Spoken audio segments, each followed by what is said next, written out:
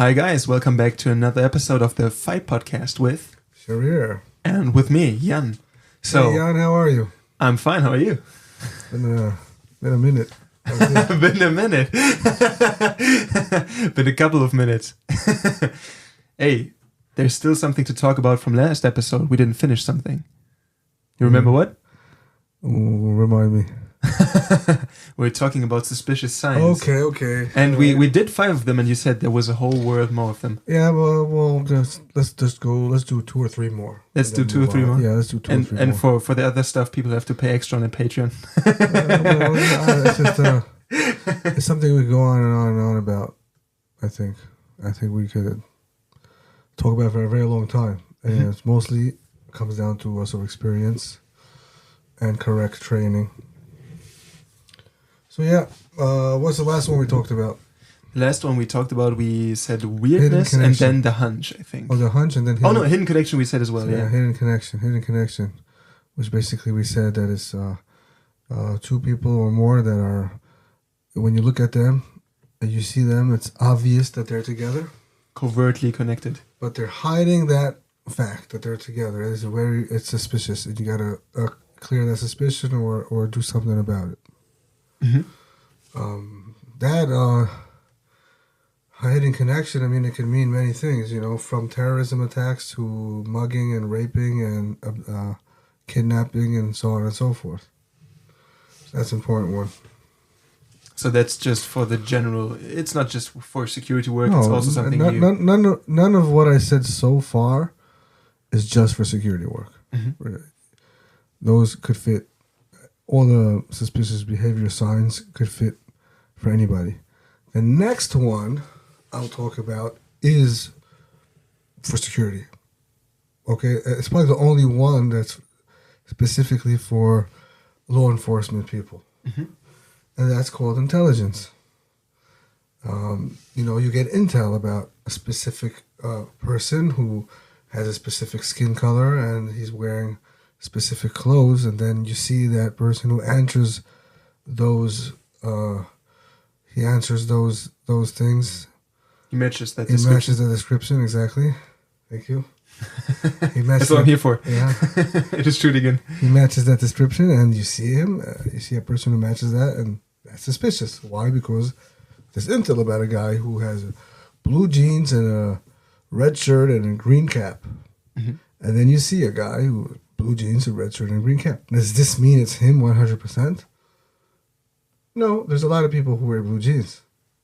And red shirts and green caps. Yeah, you get the point, you get the idea. There's a lot of people like that. But is that suspicious? Yes, because there's intel about a guy wearing that or something.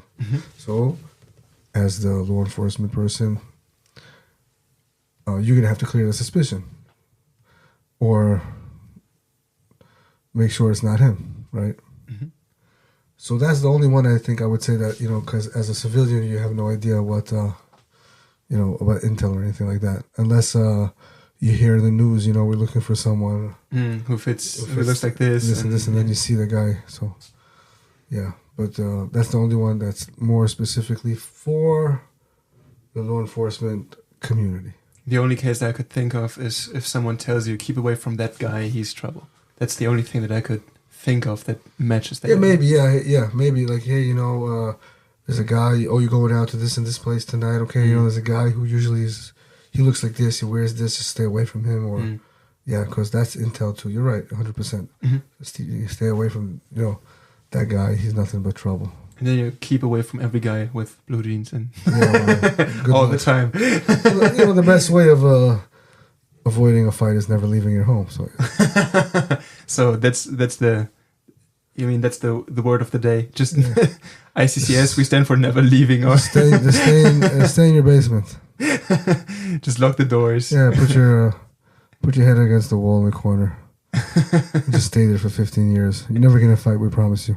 Do you know the song? I think it's by Lonely Island, where it's called YOLO, but the idea is not you only live once, so act on it. It's like you only live once. By all means, protect it. Sing it. No. Okay, if I look up the lyrics, maybe I could do that. Well, next time, guys, you're gonna hear Jan singing, Tweeting, chirping. Mm-hmm. But the main idea is like they lock themselves up because like this is the only time we live. We have to protect it, and it doesn't work like that. That's just the basic idea. Right. And I think that's something where people who get paranoid because of like there's these boogeyman stories. There's these bad people in dark alleys with hoodies on, and they chase people, and it's like. If that's your everyday approach to life, you might have the opposite outcome of what you might want. There's to a achieve. sentence goes, "Be prepared, not scared," and that sounds like an 80s drug thing in the that's US. what you're trying to say. Is that what you're trying to say? Be prepared, not scared. Yeah, pretty much. Because remember if you're scared, the 7 P's for life. You know the 7 P's? I know them. We have them on here. Yeah. There's a whiteboard where it's on. We put it on there. So don't forget those. That has to do with the same subject. Proper planning. Proper planning. Preparation prevents piss poor performance, right? Exactly. Proper planning, preparation prevents piss poor performance. It's true for fighting. It's true for anything else probably in life. And you think that does preparation mean training, or does preparation also mean being aware in any environment you enter? That's training as well, right? You have physical training, you have mental training, which is also situational awareness, is physical and mental, I would say. Identify suspicious body language, behavior. By the way, I also teach how to identify suspicious vehicles. Vehicles? Yes, for sure. And it's a whole other topic, which I don't think we'll get into today, but it's interesting too.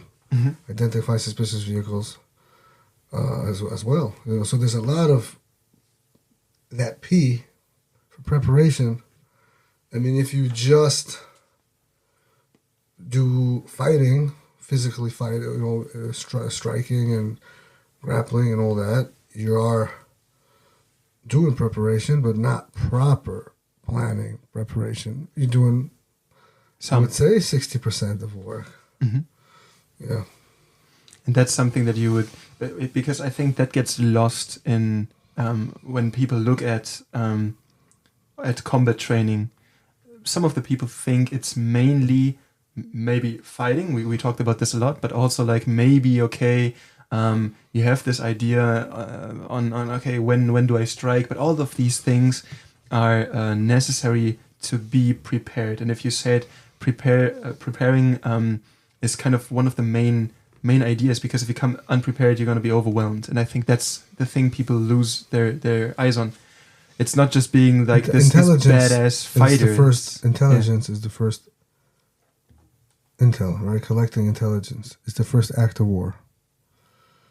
And rules of combat don't change ever, pretty much. So as part of collecting intelligence is knowing who you're up against and what your enemy is capable of doing. So in a street fight, what is your enemy capable of doing? What you're up against? A knife attack, maybe a stick attack, multiple opponents, a guy on drugs, a guy who's he's high on crystal or something. I mean, that's not exactly a guy you get to fight in the ring. He doesn't feel pain, for example. Multiple opponents, man, 3 or 4 people want to kick your ass. I mean, that's not exactly a ring, a cage fight. You know what I mean? It's very different, and that's part of the training and part of the intel you want to collect before you actually have to fight. You can never really over prepare. Yeah, there's a saying when you teach close quarter battle, or you could use like CQB, like room clearing. The saying is, all the preparation needs to be done before you hit the corner, right? A corner basically is like you enter a room or enter a staircase or into an alley, so everything's a corner, right? So how to clear the corner, with the weapon, right? How to clear the corner, all that. So we always say the planning has to be done before you hit the corner, because if you have to start thinking when you're at the corner, what should I do? what to do now. Oh, there's a window. Oh, there's another door. Or there's a staircase. You're in a lot of trouble. Mm-hmm. So you take that to any aspect of combat. The planning has to be done before you actually are in front of the problem. Yeah. And I think that's where combat in general is different from other, let's say, crafts, because if you're learning a craft, you can still troubleshoot after you started doing it. But with combat, you need to have that troubleshooting before you start, because if you're confronted with something, you just spoke about CQB. One issue that most people don't really think about is operators shooting their own teammates because their moves are not coordinated. These are things you have to troubleshoot beforehand. Happens a lot, actually, sadly. But so that preparation has to be done before. Regarding fighting, regarding combat, proper planning, preparation. Preparation has all that in it. All that aspects in it. Yeah. So these things are important when we talk about preparing a person for combat in general. That doesn't have to be security. That can be in a civilian premise too. Is there more suspicious signs that you think should be talked about in general? Let's say the general sign. Let's put it one more. Yeah. It's called findings. Findings basically means things that you see, like the guy has a bag. I'm going to exaggerate now on purpose, for giving an example. So it's an extreme example, but you see a guy with a bag, and he has a big duffel bag, and in the duffel bag, you see an antenna coming out of it, and you hear like a ticking noise, and weird smell coming out of it. That's suspicious, right? So findings, anything like that could be suspicious. And again, if it comes together with another sign, like the guy has that bag and he's weird, and he's nervous, and he has something wrong with his appearance, you might have yourself a bingo. You know what I mean? So I would say that's another one that's fit for everybody, because I gave that example. That's an extreme example. But let's say a guy has his hand in his pocket.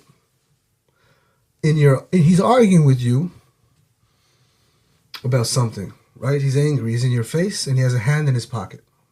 That's weird.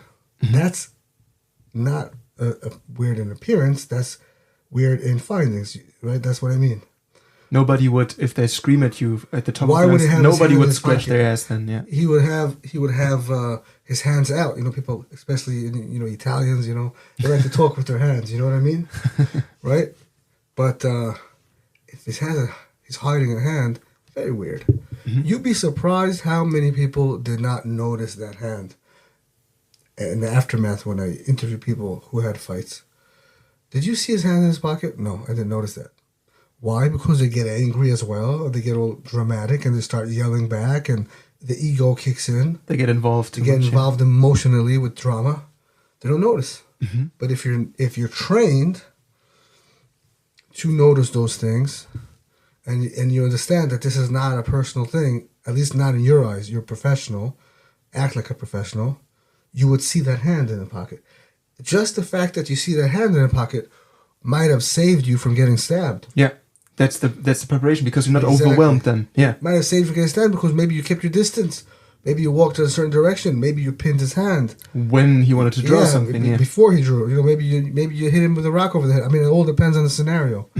But that saved your life potentially. Just that fact, right?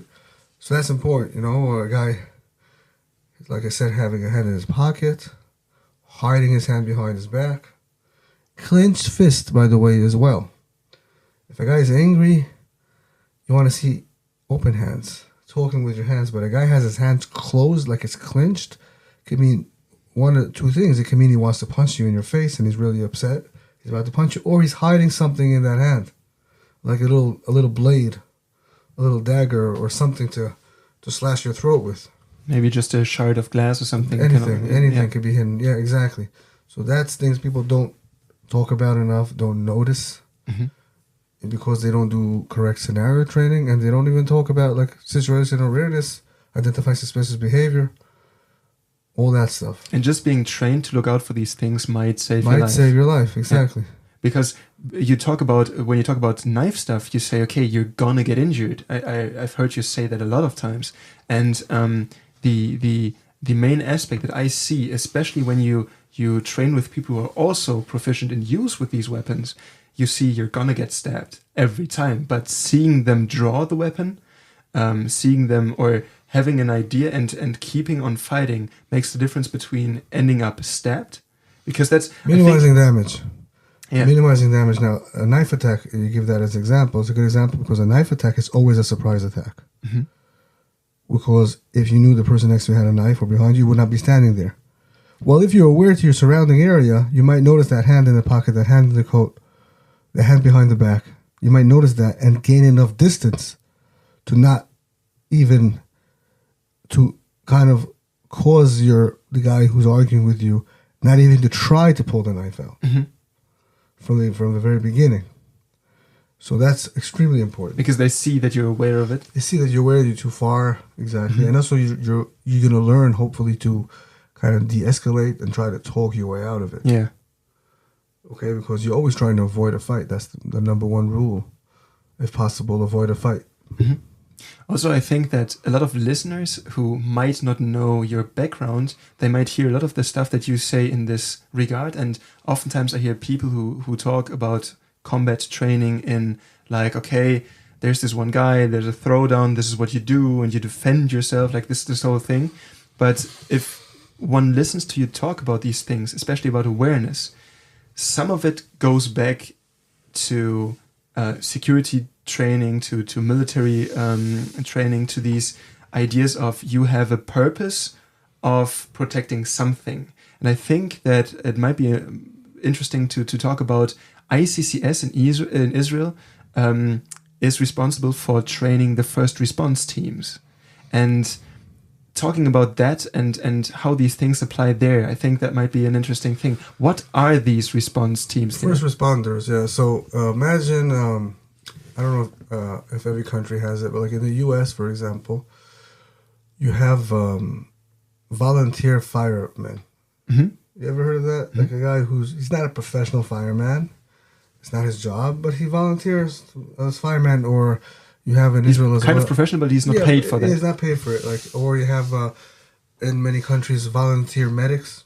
Mm-hmm. You know, they do a shift a month, or something like that, which is a nice thing. To help out. To help out, yeah. Like a community service thing. Yeah, to help the community, volunteer. So the first responders, well, what happened was in Israel, right, we have a lot of terror attacks.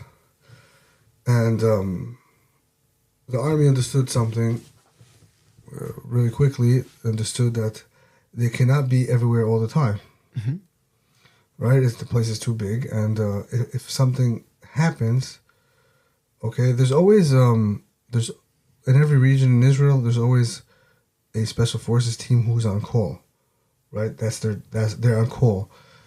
So if they're on call, let's say, and then shit hits the fan. There's an attack on a community. A guy walks. This things that happen many times. He comes with a weapon, starts shooting. Okay, they're on call. It might take them up to 15 minutes to get there by helicopter. I'm told. Which you think, wow, it's fast, but it's not. It's a very, very long time. Mm-hmm. If there's someone killing people, that's forever, basically. So since the army understood that, say, okay, we can't be everywhere at once. Let's create out of these communities first responders, who their job is to respond first, basically. Mm-hmm. So since most people in Israel did the army, it's pretty easy to find people with a military background. The army provides them with weapons, some gear, and training.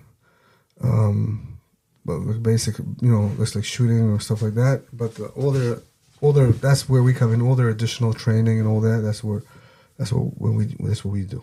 Mm-hmm. Now, so think about it. Like I said, as a volunteer fireman. So think about it as a volunteer counter-terror team. Volunteer though, and a lot of these teams have a very, very high level of they wouldn't embarrass any counter-terror team in the world, pretty much. Yeah, I've met one or two of those guys, and they're pretty good. Yeah. Yeah. Yeah, we train them. So the idea is they're there first, and also their motivation is really high because that's where they live. It's people who that's exactly where they live. So when you're fighting for your family, the motivation is high. And it's home turf. Yeah. It's also they know the area really well because that's where they live. So it works out good. In most cases, I would say, most cases, since we have these first responders, they finish the whole scenario before the army ever gets there. Mm-hmm.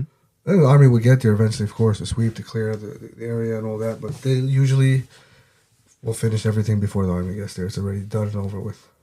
So how does that work? Do people apply and say, I want to build this thing for the community, or is the government subsidizing it? Community has it.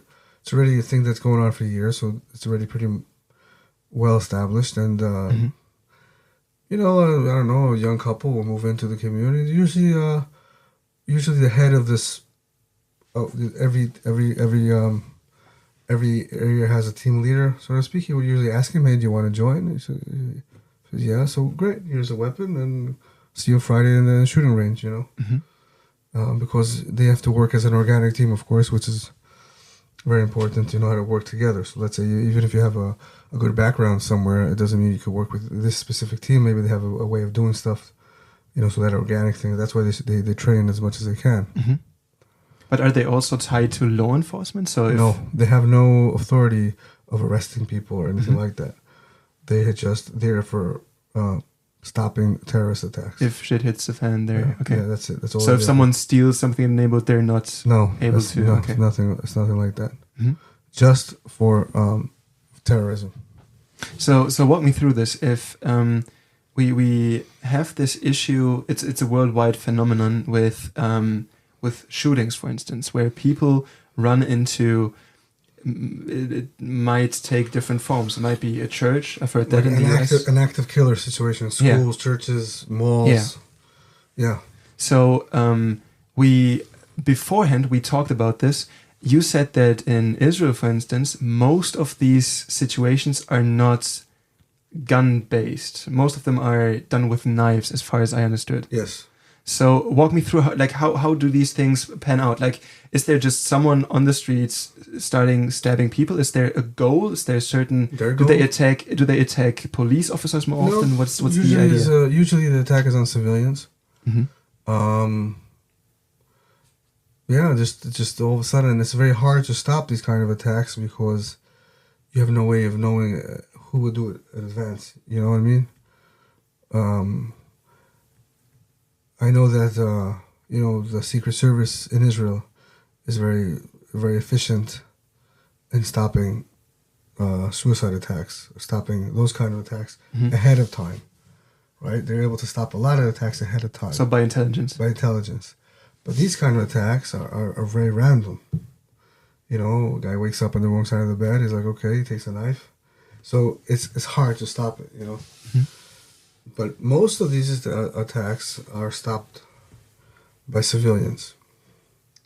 So by team members of these teams, for instance? No, not necessarily. No. Not necessarily. Because you see, these teams are not in the cities. They're in the communities around the cities. Mm-hmm. But if so the outskirts, for instance. Yeah. If this attack is in the city, in Israel, a lot of people are armed. So that's convenient in a case like that. And even if they're not armed, the mentality there is a little bit different than I would say Europe or the US as far as the people. They're not used to violence here, yeah. Yes and no. It's just because the Israelis, most of them serve in the military. They have a go forward mentality that other people in Europe or US don't have. Like when you teach law enforcement in the US, okay, so you hear shooting, you want to scan, you want to know where the problem's coming from. So you usually tell them, okay, run the opposite direction. So everybody's running away, you run towards where they're running away from, and you'll probably find the problem. But in Israel, you tell them run with everybody because everyone's trying to help. You know, so it's a different mentality. But the first responders, they're in the communities. You know, so they're there for the community because it's scattered in big areas. Like I said before, in the army, you cannot be everywhere. So, okay, something happened. You know, they all get a SMS or whatever, and they're out. It's usually within 40 seconds of running, you're already where the problem is, you know. Also, another difference between a first responder, like he's more of it's called a lone wolf in this aspect, is that you don't wait for backup. You're there, you go forward. Whether like in the military, it's all about the teamwork. So it's an organic team. We work as a team, do this as a team, right? But when people are dying, it's a very different scenario. When someone's shooting up a crowd of people, you can't wait for a team. You know, your job is to put the civilians behind you, and you're like a human shield. You're in front of the threat. So the main thing with civilians is because they move like a herd, like they have this they move. If a group of people moves towards a threat, it's more overwhelming than if one guy starts punching it out with the guy with a knife. You mean how to find the problem? You mean? Or? No, I mean if you said that a lot of the times civilians stop these attacks, and I because reckon. They're armed. Okay, so we are talking about armed civilians, not about... Armed, yeah. Okay. Because they're armed. So, you know, rest assured, somewhere close by there's someone with a gun. You know? And usually they're stopped by civilians. And so if we're talking about these... you said active killer situations. I know you don't like the term active shooter. Because there might be multiple people. There might be multiple shooters. Like, you know, a guy... People pull their own guns out, nice people, and they're trying to help. So an active shooter, I mean, everybody who's shooting gets shot, not necessarily. Yeah. It's the guy who's doing the murdering who is supposed to get shot. The guy who started it. Yeah. Okay, that's important to understand. Yeah. And if, especially if you look at, there's been instances, especially recently in the US, where there's been, for instance, school shootings, and you had law enforcement in front of the buildings, not able, not willing to go in and deal with the situation. And there's been a lot of critique for that. But I would say the issue with it is most of these units are not properly trained to deal with these kinds of situations. Yes, they are. I mean, well, yes and no. The critique is 100% on point. You have a uniform, you have a gun, stop complaining, start doing. That's my opinion. You know, and yeah. So I mean, it's a lot to say about that. You know, it's horrible. Yes, they're not trained properly, budget reasons or whatever. There is no excuse, though. There's no excuse. You're there to protect the community. Protect the community. Point. No, nothing more. There's nothing more to say. You know, if you're not willing and able to fight, find yourself another job. Then don't find yourself another job. Because that's exactly your job. That's exactly your job. To be a shield. Well, be a shield. You know? And with your first response teams, how do you deal with them so would you say they're just their approach to it is just naturally different, so you don't have to train that into them? Or do you do certain things to have this not happen? Warrior development drills, same as in Krav, that helps a lot. Scenario training helps a lot. You know, motivation, protecting your own community helps a lot. Especially with cops who are in different communities than they These live. are not cops, don't forget. These are but with other systems. So there's cops in areas where they don't live, and that's... It doesn't matter. If you're a cop, your job is to protect. To serve and protect. That's exactly your job. That's the definition of being a cop. Right? So you better be ready to serve and protect. And when you're a cop, everywhere is your area. Everywhere your jurisdiction. Everywhere, yeah. Yeah. You know, so do your job. So you basically you focus on shooting, you focus on warrior development drills. What else do you do with those people? Hand to hand. Mhm. Usually it's mostly though too close to shoot scenarios, so Mhm. knife against pistol, weapon retention, stuff like that. Mhm. So most of it is geared towards an armed first responder who reacts to a knife. That's threat. how they work. They're armed, and Mhm. they're armed all the time. Mhm. I mean, they go shopping. They have their weapon with them. That's part of the deal. Mhm. So they're always armed. But the main focus is people with knives. That's what No, that's what you first focus on? responders. No, Mhm. first Okay. responders. The range focus would be any kind of attack, a knife attack, but also shootings, active killers. That happens a lot. So that's the main focus. So pretty much, it's just a broad spectrum. These people are like a threat. counterterrorism Yeah. unit, but they're just in the community. They live there, and they're kind of always on call. That's the idea. Exactly. Okay. How do you? And if is it like they're mic'd up? Like how do they connect? Because you said they train as a team as well. They have there's training that everybody knows a certain time of a month. You have to be here to train. Part of being in a team. But also, if something happens, they get a phone call. These days it's so easy. It used to be a beeper and whatever, Mhm. but now it's just your phone buzzes and go. Yeah. How's that training different from what you do for the army?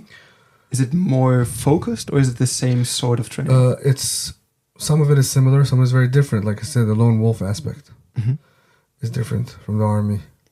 So there is the team in one hand because you are going to meet and come, but also you're not waiting for anybody. Mhm. There's a lot of little differences like that, as far as even as far as room clearing. I would say there's different methods. A lot of people, a lot of times now, the army, they use a shield. You know what I'm talking about? It's like a big shield. Like a ballistic one. Yeah, you don't have that, so there's that. But so that changes your method on the spot. So you train them more like law enforcement, even though they're not. Like one person clearing. As far as room clearing, Mhm. yes and no, because if there's it all depends on the scenario. Imagine a scenario where there's a guy who walks into a house Mhm. with an AK-47, and then he starts spraying the whole family, and then he stays in the house. Now, I'm not inventing this. This is something that actually happened. And then the first responders come. How do you clear that kind of house? There's a bad guy in the house, but there's also good people in the house. So, for example, in military, it'll teach you a lot. You throw a grenade in each room. You shouldn't do that when there's exactly hostages. So it's very different. Yeah, it's more of a exactly. It's more of a hostage kind of training than protecting the team aspect of training. So the speed is very important, and sometimes that speed comes on the price of your personal safety too. Mhm. So it's some things are similar, some things are more specific to their need, obviously. And if you're looking at the army, I think we talked about this earlier on. You said the combat, let's say, branch of the army makes up way less than people think when they look at the army. So if someone says, okay, I used to be in the Israeli army, or in some army, it doesn't really matter. That doesn't mean that they're properly trained to do exactly that kind of work, right? If someone tells you that he was in the army, it doesn't mean anything. I mean, What do you mean by that? I mean, look, a lot of people use that like a little For credentials. credentials, like a little card. Yeah, I was in the army. Okay, I mean, first of all,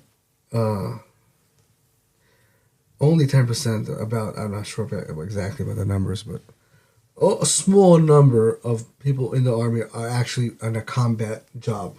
Mm-hmm. Most are not. I mean, think about the logistics the army needs. For every soldier who's in combat, what do you need around him? From food to clothing to weapons to just logistics. Anything. Yeah, you need a whole team. So that's that. So I mean, you don't have to be too impressed. Someone tells you he was in the army. It doesn't. And what are you trying to say? But that's because, or I'm asking because the people that you train for these first respond teams, they might have been in the army, but now they have to have like a special training for that. The first respond teams, they all have to come from combat. Okay. I mean, they all were combat units for sure, and they cannot. You would not be a first respond team if you were not. So that's that. So you already know. So you already know that their mentality is pretty healthy, pretty strong. So you're not allowed to join if you're not if you haven't seen combat. You know, if you weren't in a combat unit, you're not going to join the first response team. Okay. So that already helps a lot. And also the fact that you protecting your home turf. But look, if you were in a combat unit, you went through very healthy training. This is for sure. I mean, that tells you a lot about a person. It doesn't matter if you were like in a special force or not. I'm not talking about that. Just combat. Well, respect. I know what you went through, man. You know, you went through something that most people will not ever in their lifetime go through. Even if you're not like the top, again, like commando. Just you were infantry. Okay, was that? Well, I know that you know how to shoot. You know how to move as a team. You know how to use various weapons. But more than that, you know what it means to be hungry, to be tired, to go a week without sleep, to put your friends before you put yourself, you know, and the list goes on. So it makes like a man out of you, you know, and that's a great thing. And what if you're talking about all of these things that are part of the military, what are the things, the functions or the branches that you taught? Because you haven't, because I imagine just because you're a shooting instructor, you're not instructing the snipers, for instance. No, of course not. So what was your role as an instructor there? I'm a combat instructor. Yeah, combat, but we talked about this. Combat is multiple things. Combat can be hand-to-hand, combat can be shooting. So everything to do with close quarter combat. These days I do mostly hand-to-hand because I love it so much, you know. But anything to do with close quarter, so knife against gun, room clearing, anything that could go wrong with the pistol, weapon retention, crowd passing, wrestling with a gun, crowd passing with a gun, fighting a knife with a gun, and the list goes on. So that's pretty much just one course. Is that split up? Like, okay, today we're doing grappling, then we're doing weapon retention. It's split up and put together. You know, first it's everything separate, and then okay, let's put it together in scenarios or in training. But of course, first you learn how to shoot the pistol just with the pistol. You can't go and jump right to knife against gun if you don't know how to shoot a pistol yet. Yeah. So it's set like that. It's set like that. It's set like, you know, it starts from ground zero and builds itself up. Yeah. And so your job was pretty much everything that revolved around close quarters and fighting in those close quarters. Exactly. So no sniping. No. In fact, I wasn't even accepted into sniper school. I tried to years ago, but I don't know any math. Wouldn't have taken you for the person to no, it's not about that. The long distance thing. I'm a pretty good shooter. Look, I enjoy martial arts more than shooting, much more. I love teaching, so teaching combat is fine with me. But if you ask me what I prefer to do, I prefer to do martial arts. I prefer to do boxing, wrestling. It's who I am, you know. But I'm a good instructor, I think, in all things I do teach. I can attest to that. Yeah, but sniping, I'm not a bad shooter. Give me a weapon and I'll shoot. There's a math test. That's the calculation thing, yeah. There's a math test, and I wasn't very good at math. It's weird when you look at these things where people shoot over like 2.5 miles or something. It's crazy how much math goes into. Yeah, I don't know enough about that to even start. I mean, I could talk about it, but I don't know. I would not presume to know enough about that to give any kind of lecture about that. It's just an impression that I had from the people that I've talked to who at least trained there. But there's a lot of stuff to know there. And with shooting, it's a whole different thing where it's, especially when in close quarters, it's like an extension of your fighting capabilities. Because that's, I think, an issue that a lot of people have. I've seen this in the US because I'm not a US citizen, and I've seen people carry guns in the US, and I assumed that these people had extensive training on these They have things. no training. I mean, They just carry them. They just look. I do a lot of shooting courses in the U.S. Rarely there's someone who actually knows how to do. Okay, there's a difference between knowing how to shoot, the function of the gun, and shooting balloons, and then knowing combat and understanding the gun and the combat aspect. How to use it properly. How to actually use it in combat. Yeah, and rarely there's people who could do it. Maybe people are not going to understand what I mean now, but if you come in training, you'll understand very quickly what I mean. I was really shocked by this revelation because those people carry those guns in the assumption that if something happened, this gun would kind of protect them from something. But that's what I think I've heard you say that the gun is like it's an extension. Yeah, it's about you being the weapon using the gun, and that's what makes it more of a dangerous thing. Exactly. That's why. Yeah, that's the job of a combat instructor. Mm-hmm. Exactly what I meant. I'm not a shooting instructor or self-defense instructor. You teach combat. Yeah. And bringing it all together, not in a tactical way, like a lot of people, especially in the U.S., try to do, but in a tactical way. What does tactical actually mean? Where does it come from? He's like a guy. Like they look tactical. He wants to be like a badass. I don't know, man. People show up to training, for example, you look with a camouflage kimono. Oh, okay. Or, you know what I mean? Or people show up to a shooting course and they have all these. I mean, they have this gear like I don't even know what it does, man. You know, I mean, like different kind of holsters and belts and. You're like, dude, I've been training. I don't know what that does. I mean, knee pads and stuff, and I mean, take it easy, you know. So that's they're in it for the look. I call them toy soldiers, you know, combat. It's called also like it doesn't matter, toy soldiers, but that's what I mean, you know, and it's, I guess people want to feel cool, you know, tactical, you know, but a fighter, a warrior, is a personality. Yeah. I mean, it's not about the gear that you have. The gear should be professional, of course, but you're the fighter. You could fight someone with or without the gear, with or without your weapon, you know. You could fight him with your pistol, you could fight him with your knife, or you could fight him in your boxers. You know what I mean? It's the more you have, the more you can use it, but you should be able combat to. Combat is it's a personality thing that you have to build, you know, and be a professional. Just be a professional, you know, humble and professional. And so, what do you think of people using or having this attitude of I carry a firearm, I'm good. I don't need any sort of physical training to do this, like combat. It's a joke. Training. It's a sad joke. I mean, yeah, it's just that. It's. I wrote a blog once. I think it's 5 reasons to learn hand-to-hand combat when you're armed. Mm-hmm. Maybe it's another topic for another time. But I think it's sad, and most of those people who think that, they can't even clear a malfunction correctly. Most people go to the range, they have their little tactical clothes on, and they put the gun on the table, you know, shoot, put it back on the table, shoot balloons. They don't even, I've seen so many people who don't know how to properly change a magazine. Let alone do it under pressure when someone's shooting back at you or running at you with a knife, you know, or fix a jam, you know, with the gun jams. They have to, what do we do now? So, I mean, the guy's wearing, like, he looks like he's a commando, and he's like, what do I do now? Come on. Like a night vision goggles and everything. Yeah. It's crazy. I'm there with my jeans, you know, like, take it easy, you know. So the idea is if it's like dress up, then it's dangerous for the person themselves.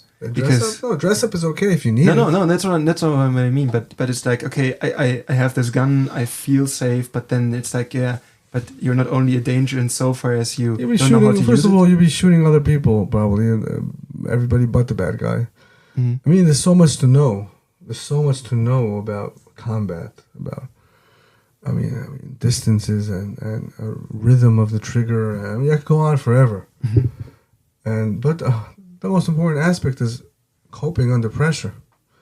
And if you don't train under pressure with or without a gun, you're lacking the most important part of training. And I know for a fact from my own eyes, from my own experience, that most people don't really train under pressure with a gun or without a gun. Maybe they think that they do, but they don't. Mm-hmm. And some people don't even know that they need to do that. So just moving about and shooting is not the same as... Hardly even moving. Yeah. You know, I mean, there's a difference between shooting a balloon when you have to close one eye and you're behind the table and you take your time and you decide when it starts. and then a guy running at you full speed shouting with a knife and people running all over the place and people injured, and you have 2 seconds to draw and shoot effectively. There's a big difference, you know, and that's what you have to prepare for. Yeah. So that's the idea of you have to build up someone who's capable of working all these different levels, and then you can add more like kit instructions, like, okay, this is how you use your hands, this is how you use a knife. Everything is that's the beautiful thing about the system is everything adds on to everything else, like a puzzle. So also with the shooting aspect, it'd be the same thing. I was surprised by it because also shooting, if you do it dynamically, some of the stuff I recognize from boxing, like the footwork stuff, some of it. And I was like, okay, I know this concept, and it was easier for me to adapt to this idea. Some of it could be similar sometimes. Also, the system is built the way, you know, you start from similar to boxing. You start from basic footwork and you go more and more advanced. Same thing with shooting, basic stuff, but it's all built on the same thing. Premise, or it should be built on the same thing. If not, then it could be a little problematic in reality. Okay. And now people like to put those on YouTube or whatever, how they shoot, how they're cool, but it might look cool, you know, but some of the shooting instructors, they're the biggest, they're the biggest pussies I know. It's just, that's why I was saying I'm a combat instructor, you know, like, put it into combat. Please. And everything is included in combat, that's the idea. Put it into combat, yeah. I mean, if you hide behind your gun, you're not a warrior. Even driving can be a combat thing. Yeah, but it's a mentality thing. Yeah. My gun... You know, there's many reasons to learn hand-to-hand combat, even if you're armed, like I said. But I would say, listen, even just go on the main, the most basic reason. You are a warrior, not your gun. It's a mentality thing. You could use your gun as a tool. You could use your hammer as a tool. And if you don't train hand-to-hand combat, you're not going to get that from shooting. Plus, the more hand-to-hand combat you do, the better your shooting will be. In close quarter and like, you know, pop, pop, pop, you know, that all that aggression, because it's the same thing. It's so similar in that aspect, you know, and it helps each other. So it should always come together. Yeah, I think so too. I think it's important to learn this approach to fighting. I think that's what changed my mentality, pretty much when looking onto it. First of all, as we talked about, there's an humbling effect when you train with people who actually know what they're doing. Also, when you see that their mentality is further along this path. Also, when you learn one of these skills, these others, they just fall in line. You adapt to them more easily. Yes, exactly. Do you think? Do you want to say something more, or do you want to wrap this up? I think we said enough for today. I think this was a good one. Yeah. I like the way this came out. okay, that's good. So I think there's a lot more where that came from. There's always more to say, but you know, sometimes it's better to. But you'll need to wait till next week to get more of that. Yeah. So see you guys then. And goodbye. Bye, Jan.